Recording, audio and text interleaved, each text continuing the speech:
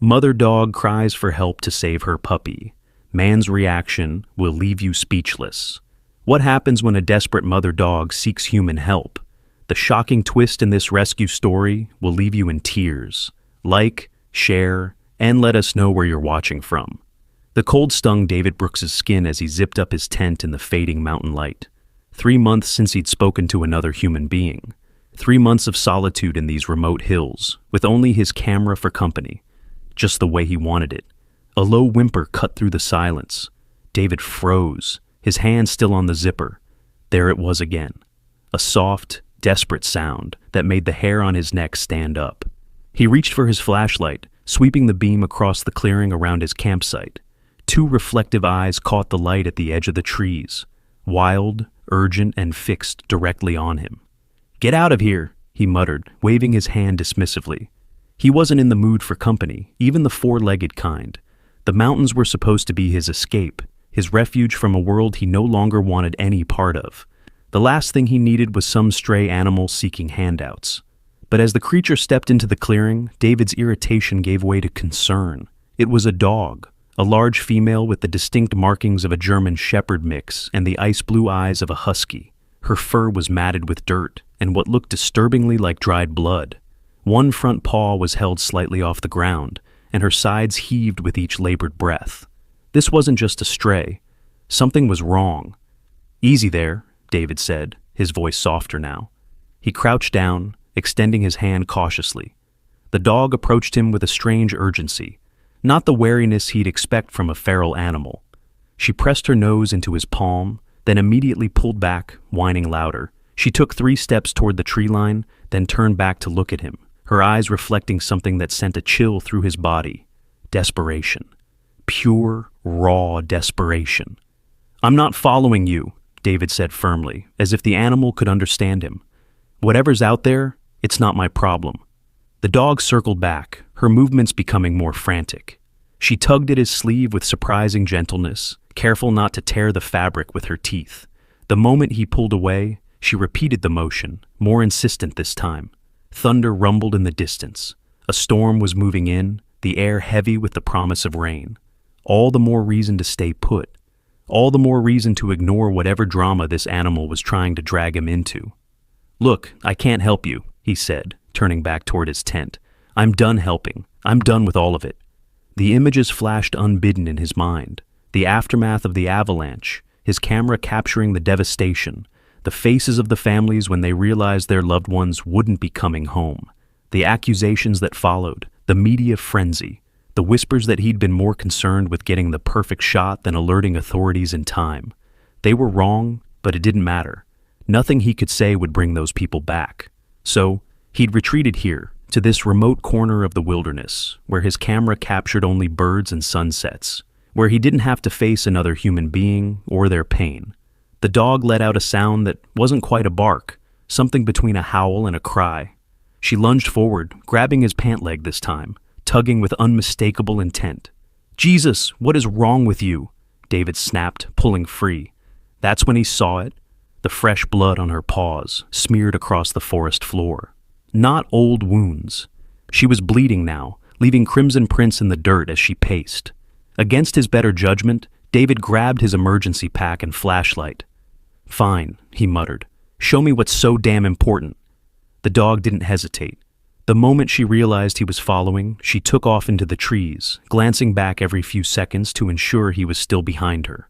The rain started, light at first, then heavier, drumming against the forest canopy. David followed the dog along an overgrown logging trail, his boots sliding on the increasingly muddy ground. Each time he slowed, the dog circled back, nudging him forward with increasing urgency. Something about this didn't feel right.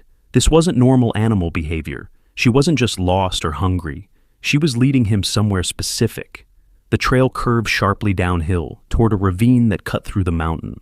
David's flashlight beam caught the edge of something unnatural, splintered wood, freshly broken, scattered across the trail. "Slow down," he called to the dog, but she ignored him, disappearing around a bend in the trail. When he caught up, she was standing at the edge of what had once been a small footbridge spanning a dried-up riverbed. Half of it had collapsed, leaving a jagged gap over a 15-foot drop. The dog paced at the edge, then scrambled down the steep bank into the riverbed below, disappearing into the shadows. "I'm not jumping down there," David called after her. He directed his flashlight into the darkness, scanning for a safer way down. The beam caught something small and motionless near a pile of debris. His heart sank. Now he understood. There, partially buried under fallen branches and mud, was a small puppy. Its fur was the same coloration as the mother's, but barely visible under layers of dirt. It wasn't moving. David's pulse quickened as he stared down at the motionless puppy. The rain fell harder now, turning the dried riverbed into slick mud. The mother dog whined urgently, pawing at the debris pinning her baby down. "Hold on," David called, searching for a safer way down than jumping. He spotted a cluster of exposed roots and rocks forming a natural, if precarious, path. He slung his pack securely over his shoulders and began to descend, one careful step at a time. The mother circled anxiously as he approached, her eyes never leaving her puppy. As David knelt beside the small body, he could see it was barely breathing, tiny, shallow movements of its chest, the only sign of life.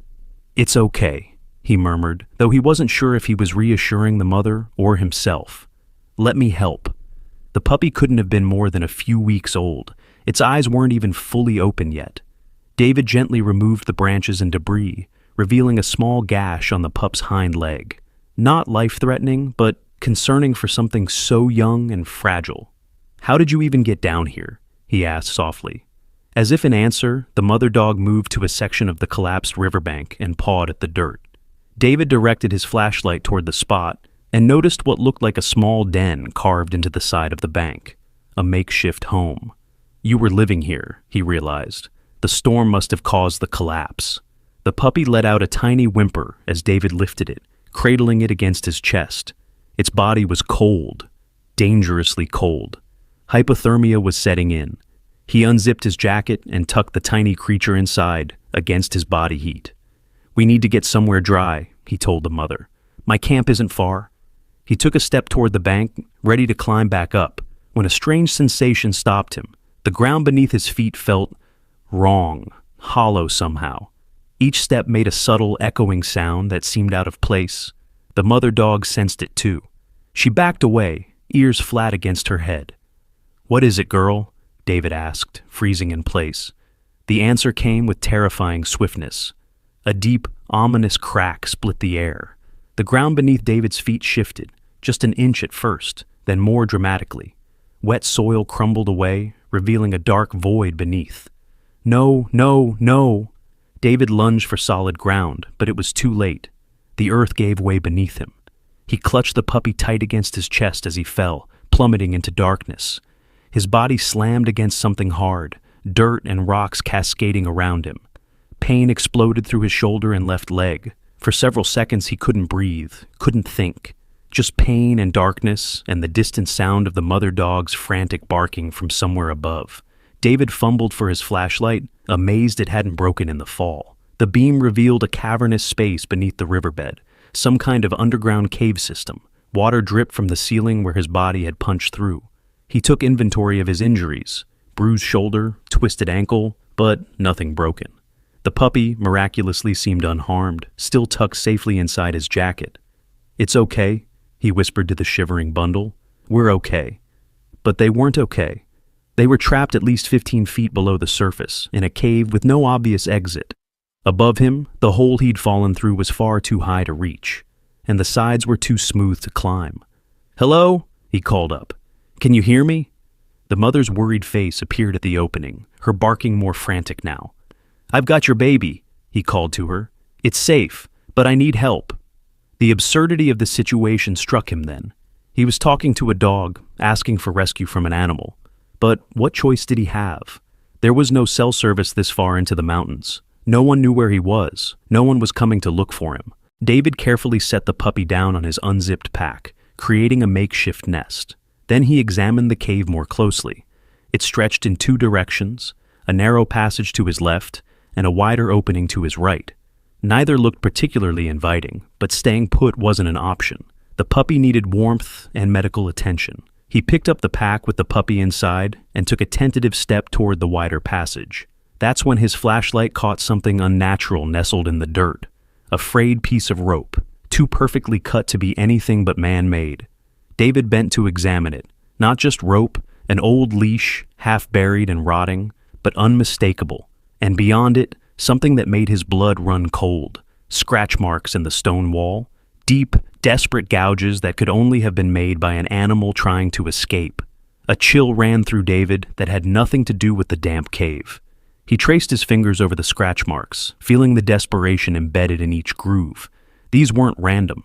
These were methodical, concentrated around what appeared to be an old metal ring fastened to the cave wall. "What the hell happened here?" he whispered. The puppy whimpered softly in his pack, pulling David from his dark thoughts. Whatever mysteries this cave held would have to wait. Right now, he needed to find a way out and get this tiny creature to safety. He shuffled deeper into the cavern, his flashlight beam cutting through the darkness. The passage widened into what appeared to be a larger chamber. David's breath caught in his throat as the light illuminated the space. It wasn't a natural formation. Someone had been here. Someone had expanded this cave, reinforced it. Wooden support beams, now rotting and sagging, lined the walls. The ground had been leveled, the dirt packed down by what must have been years of foot traffic. Most disturbing of all were the remnants scattered throughout the chamber. Broken crates with rusted hinges, frayed ropes tied to metal stakes driven into the ground, and what appeared to be feeding troughs, long emptied and covered in a thick layer of dust.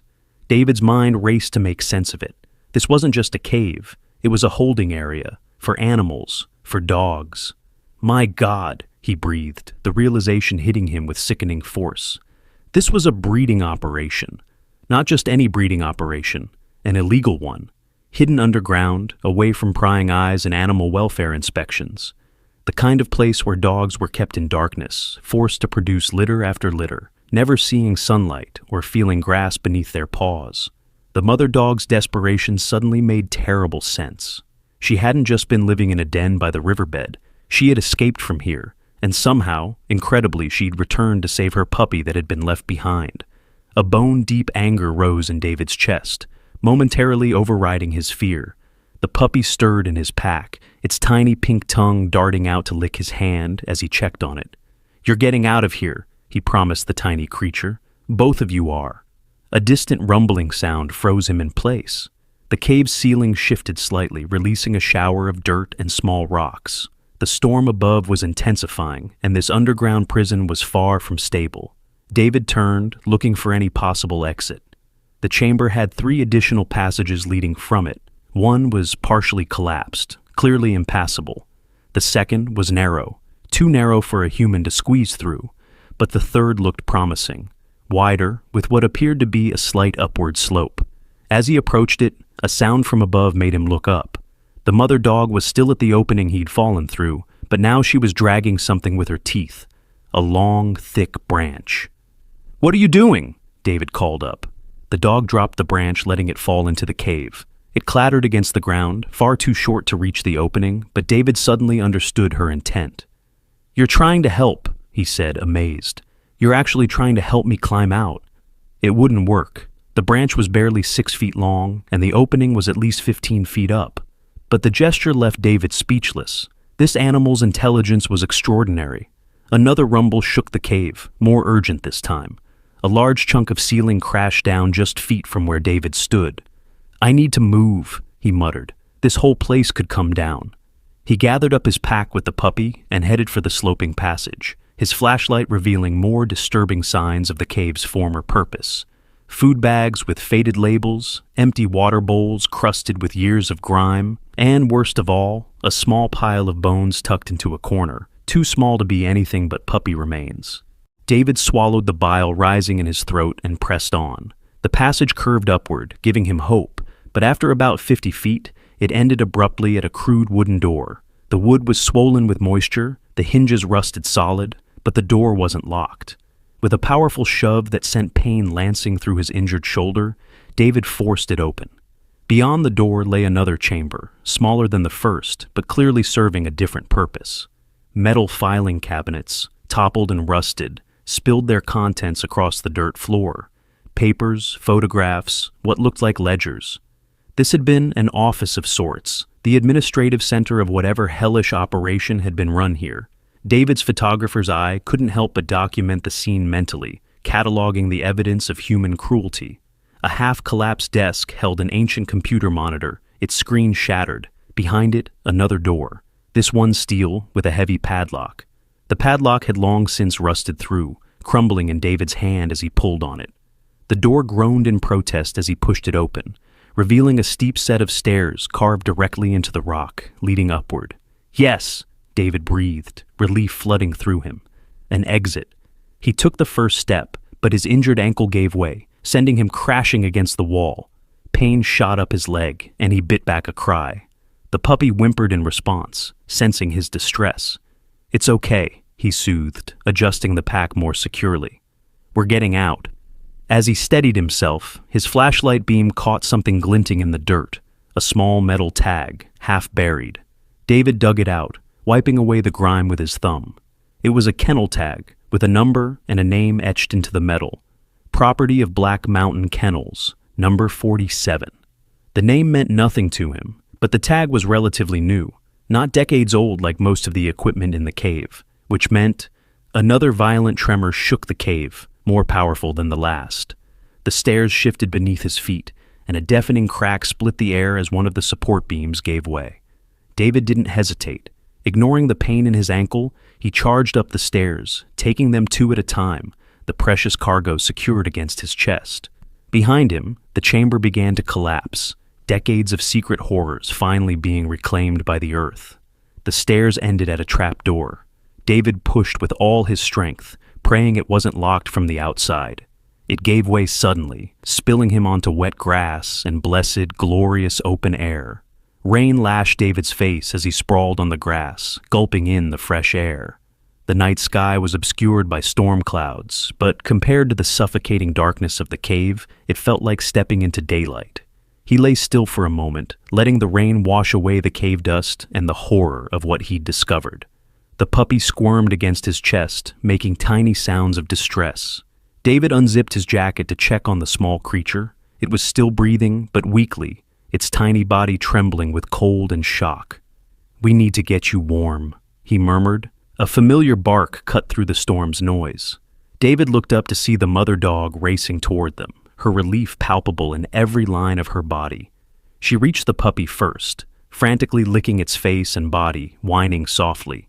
"She's alive," David told her, as if the animal could understand. "But she needs help, real help." He took stock of his surroundings. The trapdoor had led him to a small clearing in the forest, a good half-mile from where he'd first fallen through the riverbed. An old, dilapidated shed stood nearby, its roof half-collapsed, blending almost perfectly with the surrounding trees. It would have been easy to miss if you weren't looking for it, which, he realized, was exactly the point. This had been the entrance to the underground facility all along, carefully hidden, deliberately remote. David struggled to his feet, wincing as his injured ankle protested. The mother dog watched him intently, then turned and trotted a few steps toward a narrow path leading away from the shed, looking back expectantly. "You want to lead again?" David asked. "Last time didn't work out so well for me." The dog circled back, nudging his leg insistently. David sighed, checking his pack one more time. The puppy had stopped shivering quite so violently, nestled against the spare shirt he'd cushioned it with. But it was still dangerously weak. "All right, girl, one more time." He followed the mother dog through the forest, moving as quickly as his injured ankle would allow. The rain had slowed to a steady drizzle, but the ground was treacherous with mud and hidden roots. Twice he nearly fell, catching himself at the last moment. The dog seemed to understand his limitation, slowing her pace whenever the terrain grew especially difficult. She stayed close, occasionally circling back to check on the puppy before leading on again with surprising confidence. After about 20 minutes of difficult hiking, lights appeared through the trees, warm, golden lights that could only be man-made. Hope surged through David as they emerged from the forest onto a gravel road. At its end stood a small building with a glowing sign, Pine Ridge Veterinary Clinic. "Smart girl," David breathed, amazed. The mother dog wasn't just leading him to safety, she was leading him directly to help for her puppy. Either this was an incredible coincidence, or the animal possessed an intelligence that defied explanation. The clinic's lights were on despite the late hour, a single car parked outside.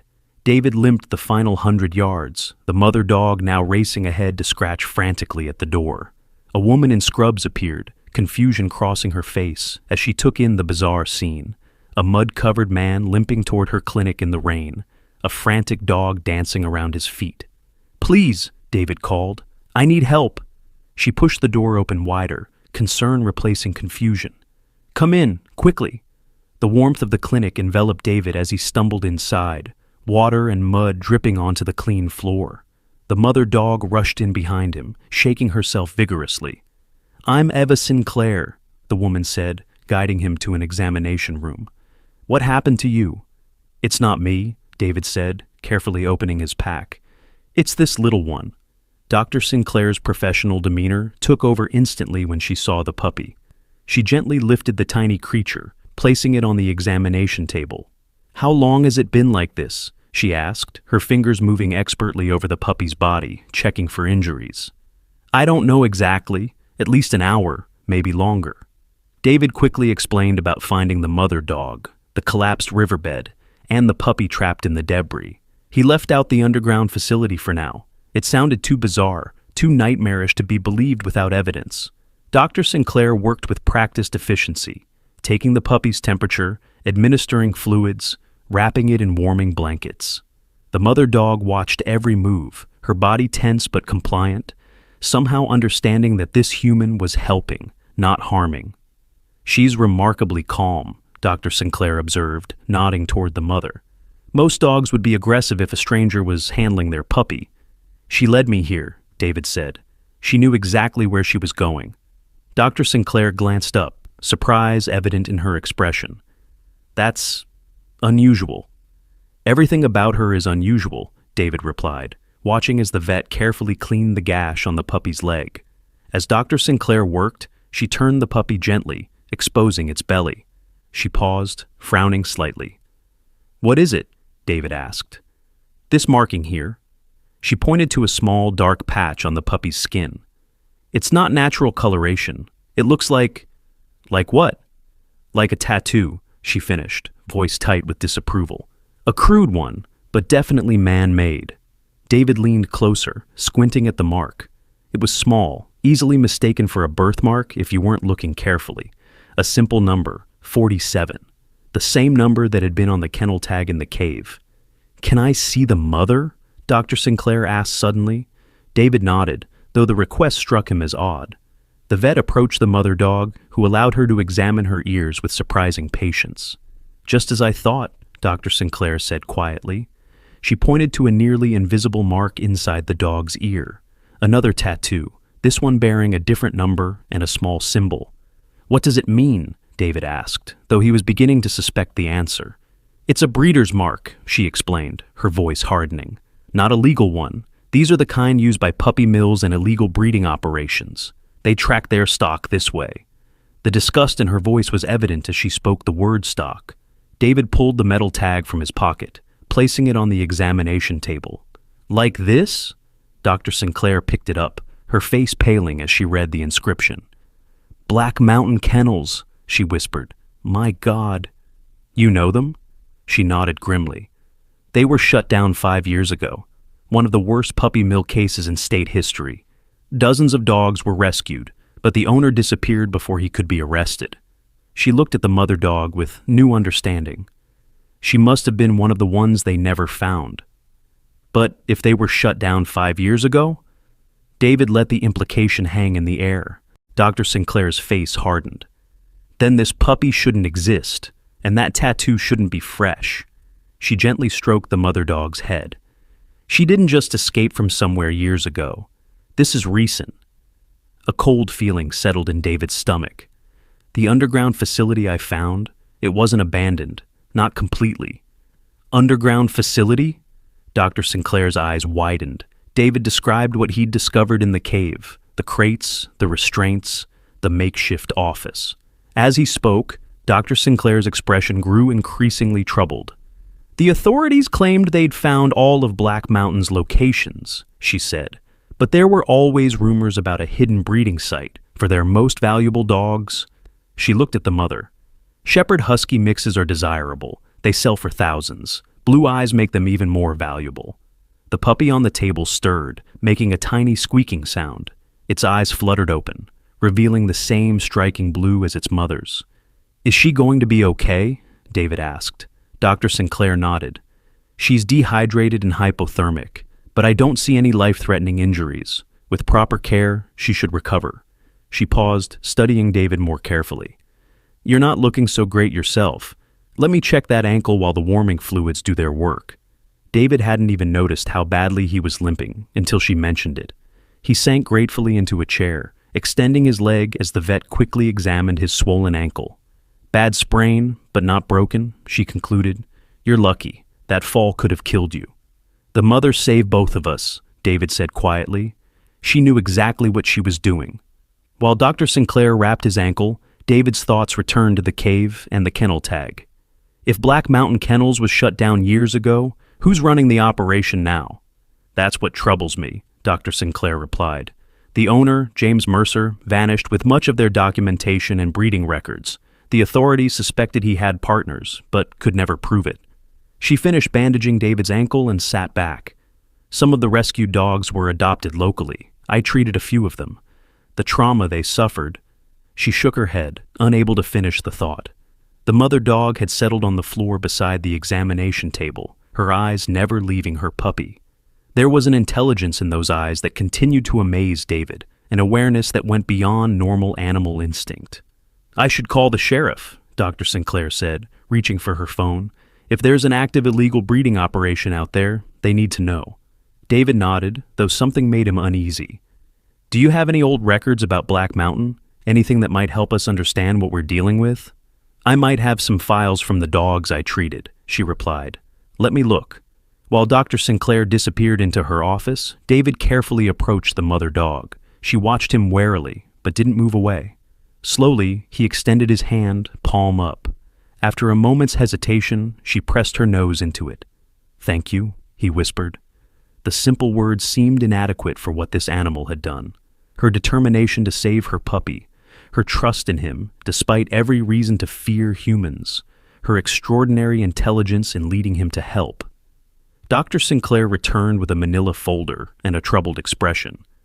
"Sheriff Thompson isn't answering.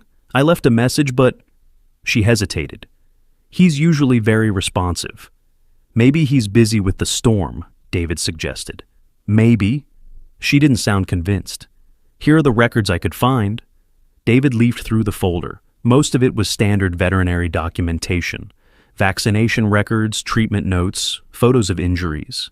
But one page caught his attention, a newspaper clipping about the Black Mountain raid, with a photo of local officials standing outside the main kennel facility.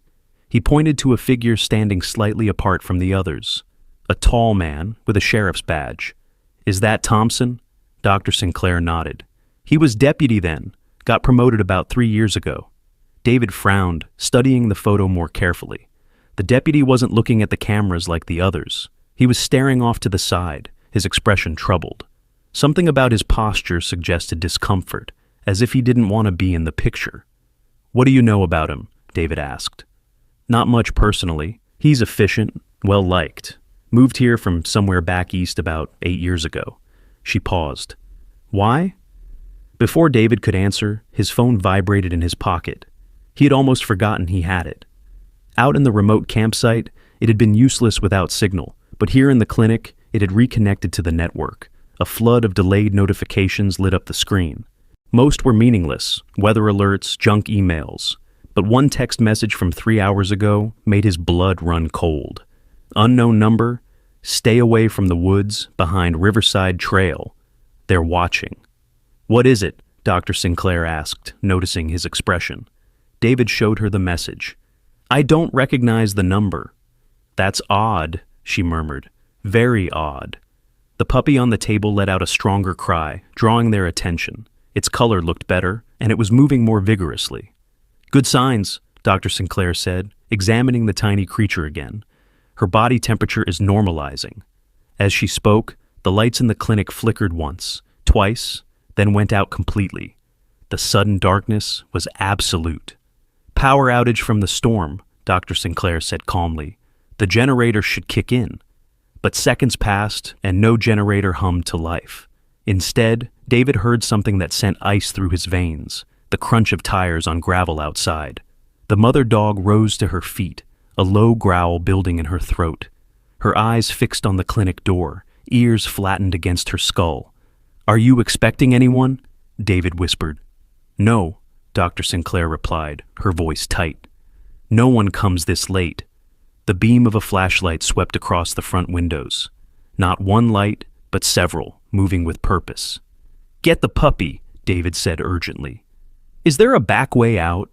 Dr. Sinclair quickly gathered the puppy, wrapping it in a small blanket. "Through the storage room, but my car's out front." "We can't risk it," David said, gathering his pack. The mother dog was already moving toward the back of the clinic, as if she understood perfectly what was happening. A heavy knock sounded at the front door, followed by a voice that made Dr. Sinclair freeze. "Eva, it's Sheriff Thompson. We got your message. Open up."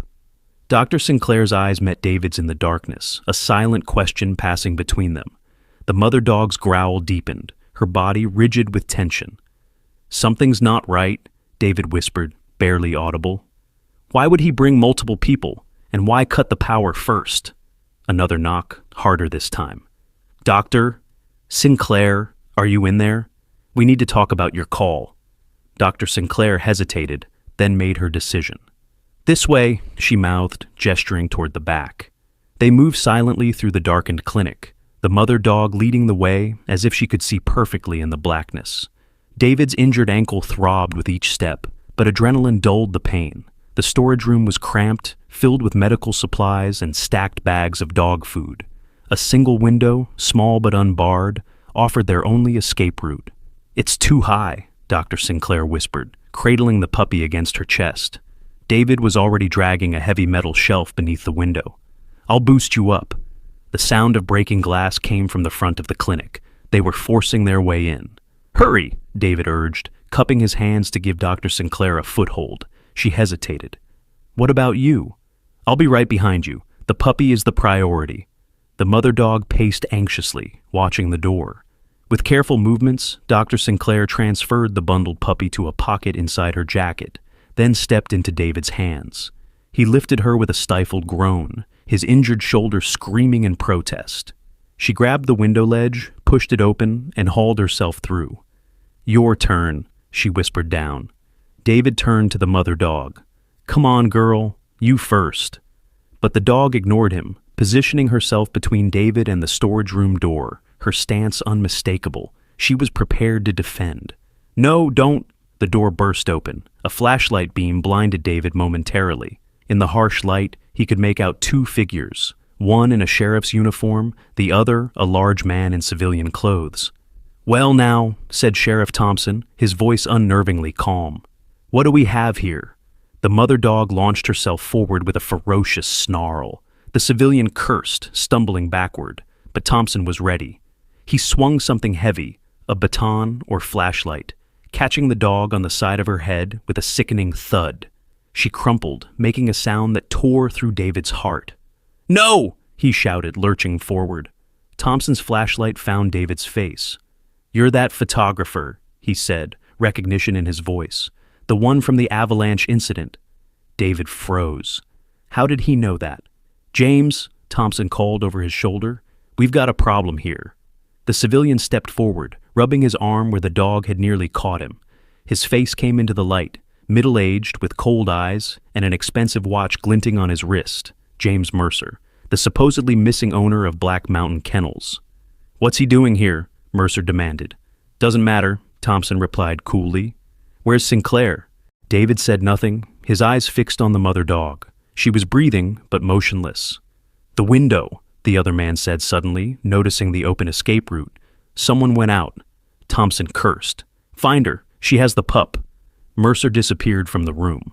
Thompson kept his flashlight trained on David, his free hand resting on his holstered gun. "You had to stick your nose where it doesn't belong," Thompson said, his voice almost conversational. "Just like last time, huh? Taking pictures, asking questions." "You're working with him," David said, the pieces falling into place. "You helped Black Mountain Kennels fake the shutdown. You've been protecting their operation all along." Thompson smiled thinly. It's a profitable arrangement. You'd be surprised how much people will pay for the right dog, especially overseas buyers. Outside, a shout went up. "She's heading for the trees!" Thompson's attention wavered for a split second. It was all David needed. He lunged forward, grabbing a bag of dog food from the shelf and swinging it with all his strength. The heavy bag caught Thompson in the chest, sending him staggering backward. David followed through, tackling the sheriff against the doorframe. They crashed to the floor, Thompson's flashlight spinning away into darkness. They grappled in the blackness, each fighting for leverage. Despite his injuries, David fought with desperate strength. But Thompson was trained, powerful. His fist connected with David's jaw, stars exploding across his vision. "You're making this worse for yourself," Thompson growled, reaching for his weapon. A blur of motion interrupted them. The mother dog recovered enough to rejoin the fight. She clamped her jaws around Thompson's arm, eliciting a howl of pain. The gun clattered to the floor. David scrambled for it, his fingers closing around the cold metal just as Thompson kicked free of the dog. Without hesitation, David pointed the weapon at the sheriff. "Don't move," he ordered, his voice steadier than he felt. Thompson froze, blood dripping from his mangled arm. "You won't shoot a law enforcement officer," he said, but uncertainty had crept into his voice. "Try me," David replied. He wasn't sure if he could pull the trigger, but Thompson didn't need to know that. The mother dog positioned herself beside David, her fur bristling, a continuous growl rumbling from her throat. Blood matted the fur on the side of her head, but her eyes were clear, focused, intelligent. "Call your friend back," David demanded. Thompson hesitated, then raised his voice. "James, get back here!" Silence answered him. "Again," David insisted. "James!" Thompson shouted. After a moment, Mercer's voice came from outside. "What is it? I almost had her. Come back, now." David heard footsteps approaching. He tightened his grip on the gun. "When he comes in, both of you are going to sit down and stay quiet while I figure out what to do." Thompson's eyes narrowed. "You're in over your head, photographer. You have no idea who you're dealing with." "I know exactly who I'm dealing with," David replied. "Animal abusers, criminals, and you, a corrupt cop who betrayed every oath he ever took." Mercer appeared in the doorway, breathless. "I lost her in the—" He stopped short at the scene before him. "Inside," David ordered. "Hands where I can see them." Mercer complied, his expression calculating as he took in the situation. "This is a misunderstanding," he said smoothly. "We can work something out." "Save it," David snapped. "Sit down, both of you." As they reluctantly settled onto the floor, David noticed the mother dog staring intently at the doorway leading back to the main clinic. Her ears were pricked forward, her body tense but not aggressive. David risked a glance in that direction and saw why. Dr. Sinclair stood in the shadows, the puppy still safe in her jacket pocket, a phone held up in her other hand. "I got through to the state police," she said quietly. "They're sending units, and I recorded everything Thompson just said." Relief flooded through David, making his hands shake slightly. "How long?" 20 minutes, maybe less. There's a patrol car already in the area." Thompson and Mercer exchanged glances, a look that sent a warning through David. These men weren't going to surrender easily. "Watch them," he told Dr. Sinclair, passing her the gun. "I need to check something." With cautious movements, David limped to the front of the clinic, the mother dog following closely at his heels. The broken glass from the door crunched beneath his boots as he peered into the parking lot. Thompson's sheriff's cruiser sat beside Dr. Sinclair's sedan. But there was a third vehicle that made David's breath catch, a large black SUV with tinted windows and no license plates. "This isn't just some small-town corruption," he muttered. The mother dog whined softly in agreement, her intelligent eyes scanning the darkness outside. A noise from the back of the clinic sent David hurrying back, ignoring the pain shooting through his ankle. When he reached the storage room, he found Dr. Sinclair holding the gun with trembling hands, her face pale. Thompson and Mercer were still seated, but the atmosphere had changed. Tension crackled in the air. "What happened?" David asked. "Thompson's radio," Dr. Sinclair whispered. Someone called for him. As if on cue, the radio on Thompson's belt crackled to life again. "Unit 1, report status. We have the perimeter secured. Repeat, perimeter secured." David's blood ran cold. "Perimeter?" How many people do you have out there? Thompson's lips curled into a smile that didn't reach his eyes. Enough. This isn't just about illegal dog breeding, is it? David pressed, the pieces suddenly connecting in his mind. This is bigger. Mercer shifted uncomfortably, but Thompson maintained his calm facade. You really should have stayed in those mountains, photographer, taking pictures of sunsets, minding your own business. The mother dog growled, sensing the escalating tension. The puppy in Dr. Sinclair's pocket had begun to whimper, as if it too understood the danger. We need to leave, David said urgently. Now, before their backup surrounds the building completely. Dr. Sinclair nodded, her professional composure returning. My car keys are in my desk drawer. They'll be watching the vehicles, David warned. There's a service road behind the clinic, she replied. It connects to the highway a mile east. If we can reach it without being seen. A new sound interrupted them, the low rumble of engines approaching. Not just one vehicle, but several. Through the small window, David could see headlights cutting through the rain, converging on the clinic from the main road. That's not state police, Dr. Sinclair said, her voice barely audible. It's too soon. David made a split-second decision. Tie them up, he instructed, grabbing veterinary gauze and tape from a nearby shelf. Quickly. As Dr. Sinclair held the gun steady, David secured Thompson and Mercer to heavy metal shelving units, ignoring their threats and protests. The mother dog watched the procedure with evident satisfaction, occasionally baring her teeth when either man moved too suddenly. The keys, David reminded her when they were finished. Dr. Sinclair hurried to retrieve them, returning moments later with not just her car keys, but also a small USB drive. Clinic security footage, she explained. It backs up to this every hour. It might have caught something useful. Outside, vehicle doors slammed. Flashlight beams swept the building's perimeter. The service road, David said. We need to go now. They slipped out through the back door, into the rain and darkness. The mother dog took the lead, her white-tipped tail visible even in the gloom. David's pack bounced against his injured shoulder as they moved away from the building, staying low and close to a line of evergreens that provided some cover. The service road was little more than a dirt track, deeply rutted and slick with mud.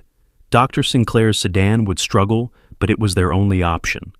There, she whispered, pointing to where her car was barely visible through the trees. They'd need to cross about 30 yards of open ground to reach it. David scanned the area. Multiple figures moved around the front of the clinic, their flashlights probing the darkness. Soon they'd discover Thompson and Mercer were missing. I'll create a distraction, David decided. Get to the car with the dogs. Be ready to drive the moment I reach you. What kind of distraction? Dr. Sinclair asked. David pulled out his phone. The kind that's hard to ignore. He opened his emergency app, the one with the piercing alarm designed to signal for help in remote locations. With a few taps, he set it to maximum volume, then prepared to throw it in the opposite direction from their escape route. When you hear it, go, he instructed. The mother dog nudged his hand suddenly, whining softly. She turned toward the tree line, her posture alert but not alarmed. David followed her gaze and felt a surge of hope. Red and blue lights flashed in the distance, approaching fast along the main road. The state police had arrived sooner than expected. Change of plans, he whispered. We stay hidden. Let them handle this. But the mother dog had other ideas. She tugged insistently at David's sleeve, pulling him not toward the approaching police cars, but deeper into the forest. What is it, girl? He asked. Dr. Sinclair understood first. The other men out there, they'll scatter when they see the police. If they find that underground facility before we can show it to authorities, they'll destroy the evidence, David finished. And without proof, it's our word against a sheriff's. The dog tugged more urgently. David made another split-second decision. Go to the police, he told Dr. Sinclair. Show them the security footage, tell them everything. The puppy needs medical attention anyway. What about you? I'm going to make sure they can't cover this up. He patted his jacket pocket, where his camera still rested. I'm going to document everything. Dr. Sinclair looked torn, but the puppy's increasingly distressed cries made her decision clear. Be careful, she said, pressing the USB drive into his hand. There's a copy of the security footage on here too, just in case. David nodded, tucking it securely in his pocket. Go! As Dr. Sinclair made her way toward the approaching police lights, David turned to the mother dog. Okay, girl, show me where we need to go. Without hesitation, she led him into the forest, moving with remarkable speed despite her injuries. Behind them, shouts erupted as the state police arrived at the clinic. Flashlight beams scattered in all directions as Mercer's men fled into the night. David followed the dog through the darkness, trusting her completely. She'd proven her intelligence too many times to doubt now. Whatever she was leading him toward, it was important. They traveled for nearly 20 minutes, the sounds of chaos at the clinic fading into the distance.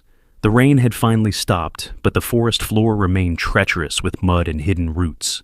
David's injuries slowed him, but determination kept him moving. Finally, the dog stopped at the edge of a small clearing. In the center stood a cabin, its windows dark, a newer model truck parked outside. "What is this place?" David whispered. The mother dog growled low in her throat, her eyes fixed on the cabin. David understood immediately. This was connected to Black Mountain Kennels somehow. Perhaps their new base of operations. Or worse. David crouched in the underbrush, studying the cabin. Though modest in size, it was well maintained. Not the abandoned shack he might have expected for a clandestine operation. Solar panels glinted on the roof in the moonlight that now broke through the dissipating storm clouds. A satellite dish was mounted on one wall. Whoever used this place wanted modern comforts despite the remote location. The mother dog remained tense beside him, her hackles raised, a continuous low growl rumbling in her chest. "Someone's home," David whispered, noticing a faint blue light flickering through one of the curtained windows. A television or computer screen. He needed to get closer to see what was happening inside, but caution was essential. If this was indeed connected to Black Mountain Kennels, whoever occupied the cabin could be just as dangerous as Thompson and Mercer. "Stay here," he told the dog, gently stroking her rain-soaked fur. To his surprise, she disobeyed, pressing against his leg as he began to move. Her message was clear. They were in this together. "All right," he conceded, but quietly. They circled the clearing, using the trees as cover. David's photographer's instincts took over as he assessed angles and approach options. Finally, he found what he was looking for. A side window partially obscured by overgrown bushes, offering both concealment and a view inside. As they crept closer, voices became audible from within. Two men, their tones urgent and angry. "Completely compromised," one was saying. 5 years of work, down the drain because Thompson couldn't handle one nosy vet. "The dogs are the priority," the second man replied. His voice was calmer, carrying the unmistakable authority of someone used to giving orders. "The merchandise can still be salvaged. Everything else is replaceable." David carefully parted the bushes for a better view.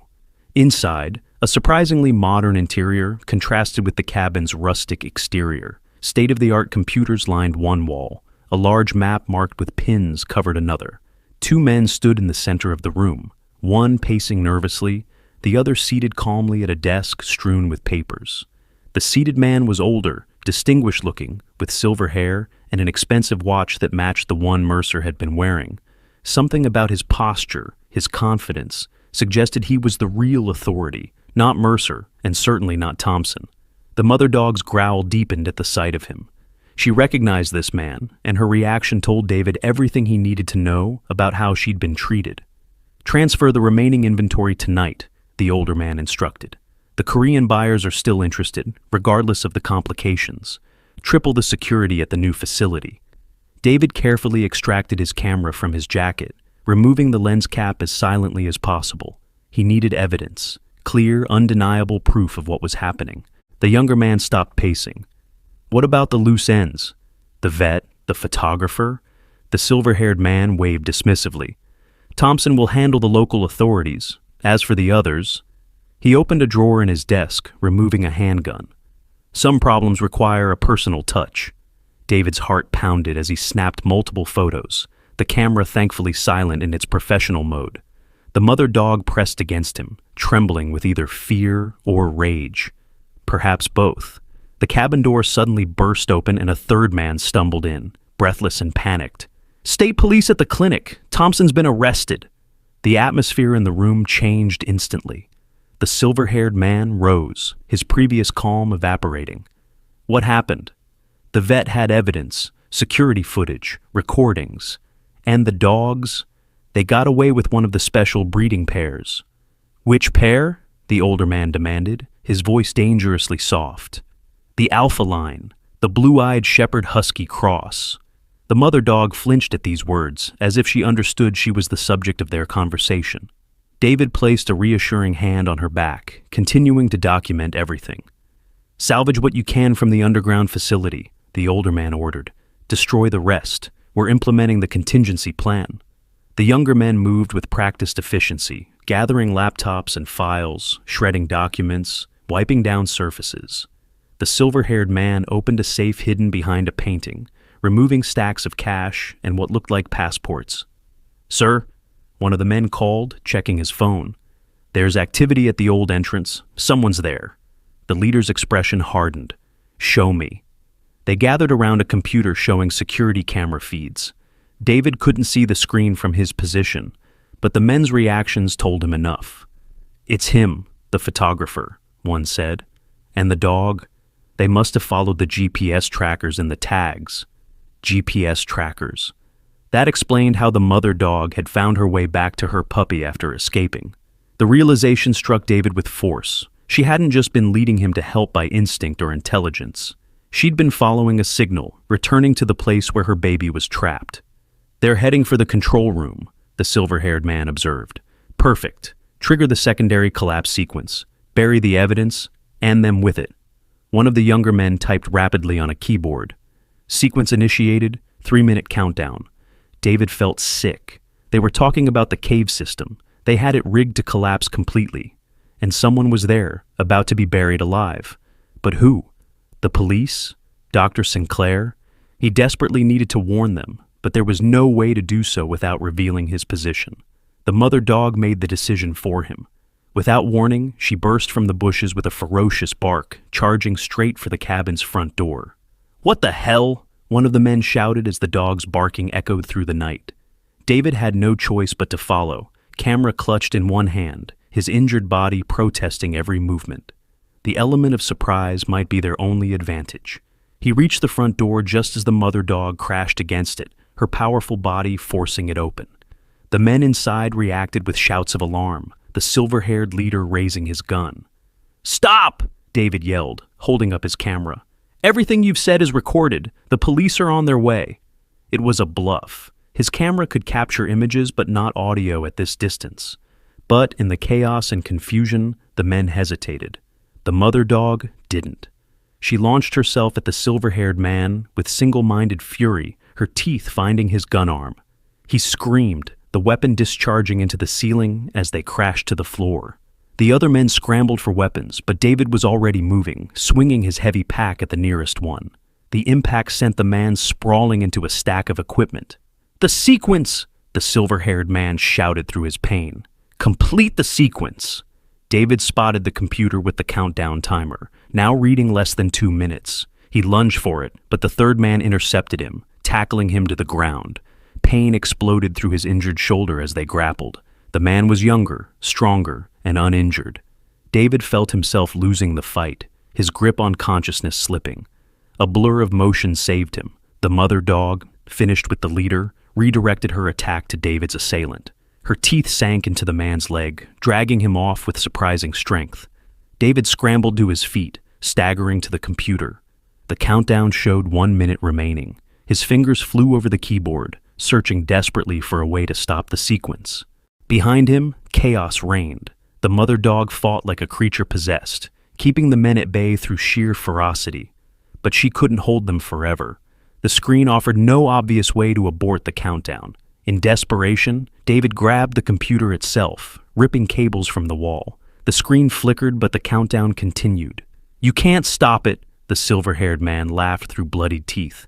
"It's on a separate system. Redundancies within redundancies." 50 seconds.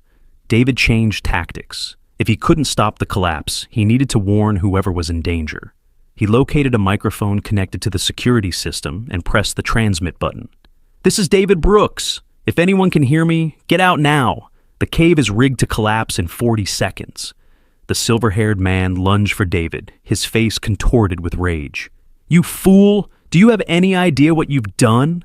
David barely evaded his grasp, the warning now broadcast throughout the cave system. 30 seconds remained on the countdown.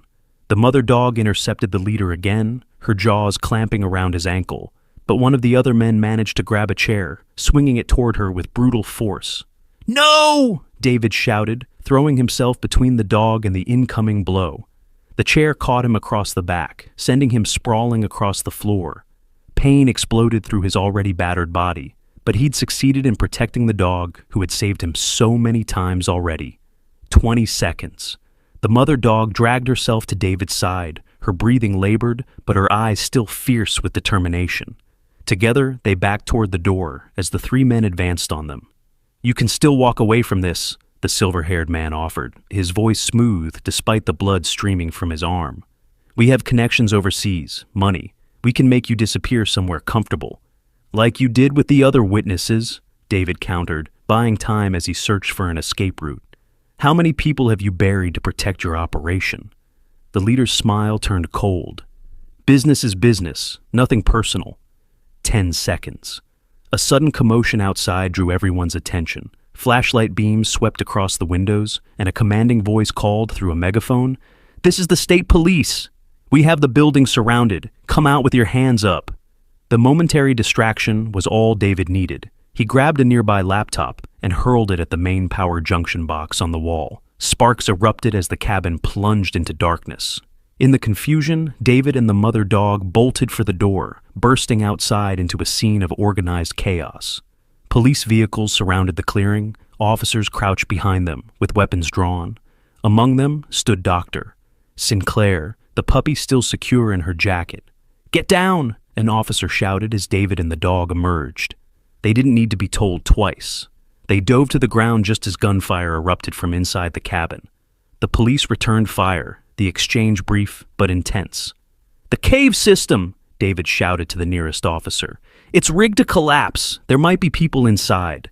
The countdown in his head reached 0. For a moment, nothing happened. Then a deep, ominous rumble rose from the earth, shaking the ground beneath them. In the distance, a plume of dust rose above the trees as sections of the forest floor caved in. "No," David breathed, imagining anyone trapped in that nightmare. But the mother dog whined softly, pressing against him in what felt strangely like reassurance. The gunfire from the cabin ceased. After tense moments of silence, the silver-haired man's voice called out, "We're coming out! Don't shoot!" One by one, the three men emerged, hands raised. The leader's calm demeanor had vanished, replaced by cold fury as officers swarmed forward to handcuff them. Dr. Sinclair rushed to David's side, medical bag in hand. "Are you all right? You look terrible." "I've had better days," David admitted, wincing as she examined his fresh injuries. "The puppy?" In answer, she opened her jacket slightly, revealing the tiny creature, now awake and alert, its blue eyes blinking in the harsh police lights. The mother dog whined with joy, nosing gently at her baby. Dr. Sinclair carefully placed the puppy on the ground, allowing the reunion. The scene was so tender, so pure against the backdrop of violence and cruelty, that several of the hardened police officers paused to watch. "We found evidence at the clinic," Dr. Sinclair explained quietly. "Breeding records, financial documents Thompson had hidden. When the state police arrived, they knew immediately this was bigger than just animal abuse." A tall officer approached them, his expression grim but respectful. "Mr. Brooks, I'm Lieutenant Reynolds, State Police Special Investigations. We need your statement, but first, thank you. We've been trying to build a case against these people for years." "What exactly were they doing?" David asked, though he had already pieced much of it together. "Black Mountain Kennels was a front," Reynolds explained. "Yes, they ran an illegal breeding operation, but it was just one part of a larger enterprise. They were using the dogs as drug mules for international shipments, surgical implants in the special breeding pairs. The blue-eyed shepherd mixes were particularly valuable because they could pass through customs with wealthy owners who had no idea what they were really carrying." David looked at the mother dog with new understanding. Her escape hadn't just been about freedom or saving her puppy. It had been a desperate flight from her unspeakable abuse. "What about the cave collapse?" he asked. "Was anyone inside?" "We had teams approaching the facility from multiple access points," Reynolds said. "But your warning came through in time. Everyone got out." Relief flooded through David. No more lives lost, no more blood on his hands. The silver-haired man was being led to a police vehicle when he locked eyes with David. "You have no idea what you've done," he called out. "This goes higher than you can imagine. People will come looking." An officer pushed his head down into the car, cutting off his threat. "Is he right?" David asked Reynolds. "Are there others involved?" The lieutenant's expression was unreadable. "We'll find out. The investigation is just beginning." As the police vehicles began to depart, David sank to the ground beside the mother dog and her puppy. The adrenaline was fading, leaving him shaking with exhaustion and pain. Yet, watching the mother tenderly grooming her baby, he felt something he hadn't experienced in a very long time: peace, purpose. Dr. Sinclair sat beside him. "They'll need a home," she said quietly. "Somewhere safe, where they can heal." David looked at the mother dog, this extraordinary creature who had trusted him, saved him, led him into darkness and back to light. She met his gaze with those intelligent blue eyes, and something unspoken passed between them. "I think," he said slowly, "they might already have found one." The mother dog rested her head on his knee, her puppy curled against her side. In that moment, David knew his self-imposed exile was over. The mountains would still be there, but he wouldn't be facing them alone anymore. 3 weeks later, David stood on the porch of his mountain cabin, camera in hand. The early morning light bathed the landscape in a golden glow, transforming the rugged terrain into something almost magical. He clicked the shutter, capturing the moment with practiced precision. A soft whine behind him made him turn. Luna, as he'd named the mother dog, stood in the doorway, her intelligent blue eyes watching him intently. The wound on her head had healed, leaving only a small scar partially hidden by fur. At her feet, little Echo tumbled about, her puppy energy seemingly inexhaustible. "Coming, girl," David said, smiling as Luna nudged his hand with her nose, her way of telling him it was breakfast time. Inside the cabin, Dr. Sinclair, Eva, as he now called her, was already up, coffee brewing on the stove. She'd been staying with them since that night, helping nurse both dogs back to health. What had begun as professional concern had evolved into something neither of them had expected. "The reporter will be here at noon," she reminded him, sliding a cup of coffee across the counter. "Are you sure you're ready for this?" David nodded, watching as Echo attacked a loose shoelace with fierce determination. "People need to know what happened. All of it." The case against Black Mountain Kennels had exploded into one of the largest animal trafficking and drug smuggling busts in state history. The silver-haired man, identified as Richard Harding, a businessman with international connections, had been the operation's mastermind, using Thompson and Mercer as his local operators. The network extended across 3 states and had connections to smuggling rings in Asia and Europe. David's photographs from that night, combined with Eva's security footage and the evidence recovered from the cabin, had proven instrumental in building the case. Lieutenant Reynolds had called yesterday to inform them that 3 more arrests had been made, including a customs official who had been on Harding's payroll. "What will you tell her about them?" Eva asked, nodding toward Luna and Echo. David smiled, watching as Luna gently corrected her rambunctious puppy with a soft nudge. "The truth, that they saved me in more ways than one." After breakfast, David took Luna and Echo for their morning walk. Luna's limp had improved significantly, though she still favored her right front paw when tired. Echo bounded ahead, discovering the world with endless enthusiasm, while Luna remained vigilant, never straying far from either David or her puppy. The path led them to a small clearing overlooking the valley. David sat on a fallen log, allowing the dogs to explore. His phone buzzed in his pocket. A message from Reynolds with an update on the case. Harding was talking, offering information on his overseas contacts in exchange for considerations at sentencing. "Too little, too late," David muttered, pocketing the phone. Luna appeared beside him, resting her head on his knee. Those intelligent eyes seemed to see straight into his soul, understanding him in ways no human ever had. "You knew, didn't you?" he said softly, stroking her head. "That night in the forest. You knew exactly who I was and what I needed." She'd found him at his lowest point, when he'd cut himself off from the world, buried under guilt for the lives he believed he could have saved during the avalanche. In saving her puppy, in exposing the cruelty of Black Mountain Kennels, he'd found redemption he hadn't known he was seeking. Back at the cabin, Eva was setting up for the interview, clearing space in the living room. The reporter, from a major national outlet, had been pursuing the story relentlessly, fascinated by the elements that had captured public imagination. The heroic dog, the reclusive photographer, the corrupt sheriff, the underground breeding operation. "Your photos from the cave are on today's front page," Eva said, showing him her tablet. The images were haunting. The restraints, the cages, the record books documenting years of abuse. "They're calling for a congressional investigation into animal trafficking networks." David nodded, satisfaction warming his chest. The truth was out. Impossible to bury or ignore. At precisely noon, a car pulled up outside. The reporter was a serious-looking woman with keen eyes and a no-nonsense demeanor. She set up her equipment efficiently, then sat across from David, Luna immediately positioning herself between them. "Protective, isn't she?" the reporter observed. "She has good reason to be," David replied. The interview began with standard questions about how he discovered the operation, his escape from the cave, the confrontation at the cabin. David answered honestly, downplaying his own role and emphasizing Luna's extraordinary intelligence and courage. "Some are calling your photos the most significant animal welfare evidence in decades," the reporter noted. "How does that feel after what happened with the avalanche coverage?" David tensed slightly. Of course she would bring that up. Eva reached over, her hand finding his in silent support. "The avalanche wasn't what people think," he said carefully. "I was documenting the aftermath, not exploiting tragedy. But this," he gestured to the published photos, "this is about exposing genuine cruelty, operations that thrive in darkness. If my images help end that, then my camera has finally served its true purpose." The reporter nodded, seemingly satisfied. "And the dogs? What happens to them now?" Echo chose that moment to tumble into the room, pouncing playfully on her mother's tail.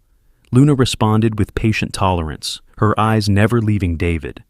"They stay with me," he said simply. "We saved each other." After the reporter left, promising the story would run next Sunday, David, Eva, and the dogs hiked to their favorite spot overlooking the valley. The afternoon sun was warm, the air crisp with autumn's approach. "What now?" Eva asked as they watched Echo chase leaves in the breeze. David considered the question. For so long, he'd existed in a limbo of his own making, hiding from the world and its judgments. Now, with Luna and Echo beside him, and Eva's hand in his, the future held possibilities he'd thought forever closed to him. "Now," he said, lifting his camera to capture Echo's joyful play, "we live." Luna pressed against his side, her warmth a constant reminder of the unbreakable bond they had forged in darkness and danger. She lifted her muzzle, blue eyes meeting his with that uncanny intelligence that still amazed him daily. In those eyes, he saw not just trust or affection, but something deeper, recognition between two souls who had found each other when they needed it most. As the sun began its descent behind the mountains, casting long shadows across the valley, David knew with absolute certainty that while his journey with Luna had begun with her cry for help, their story, their real story, was just beginning.